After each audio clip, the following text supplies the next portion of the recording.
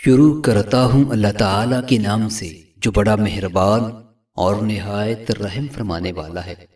حضرت ثابت بن ضحاک رضی اللہ تعالیٰ عنہ نے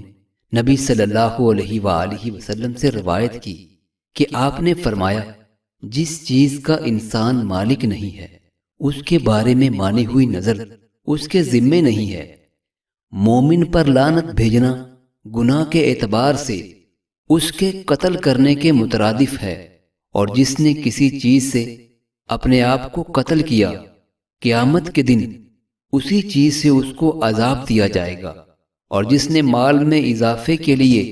جھوٹا دعویٰ کیا اللہ تعالیٰ اس کے مال کی قلت ہی میں اضافہ کرے گا، اور جس نے ایسی قسم جو فیصلے کے لیے ناگزیر ہو جھوٹی کھائی اس کا بھی یہی حال ہوگا۔ حضرت ابو ہریرہ رضی اللہ تعالیٰ عنہ سے روایت ہے، وہ بیان کرتے ہیں کہ رسول اللہ صلی اللہ علیہ وآلہ وسلم نے فرمایا، جس نے اپنے آپ کو لوہے کے ہتھیار سے قتل کیا تو وہ ہتھیار اس کے ہاتھ میں ہوگا، وہ ہمیشہ ہمیشہ کے لیے جہنم کی آگ میں رہے گا،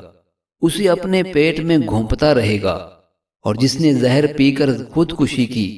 وہ ہمیشہ ہمیشہ کے لیے جہنم کی آگ میں اسے گھونٹ گھونٹ پیتا رہے گا، اور جس نے اپنے آپ کو پہاڑ سے گرا کر خودکشی کی وہ ہمیشہ ہمیشہ کے لیے جہنم کی آگ میں پہاڑ سے گرتا رہے گا۔ حضرت ابو ہریرہ رضی اللہ تعالیٰ عنہ سے روایت ہے، وہ بیان کرتے ہیں کہ رسول اللہ صلی اللہ علیہ وآلہ وسلم نے فرمایا، 3 قسم کے لوگ ہیں جن سے اللہ قیامت کے دن بات نہیں کرے گا اور نہ ان کو پاک فرمائے گا۔ ابو معاویہ نے کہا، نہ ان کی طرف دیکھے گا اور ان کے لیے دردناک عذاب ہے۔ بوڑھا زانی، جھوٹا حکمران اور تکبر کرنے والا، عیال دار محتاج یعنی فقیر آدمی۔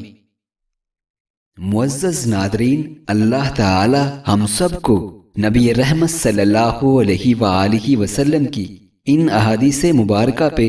عمل کرنے کی توفیق عطا فرمائے، آمین۔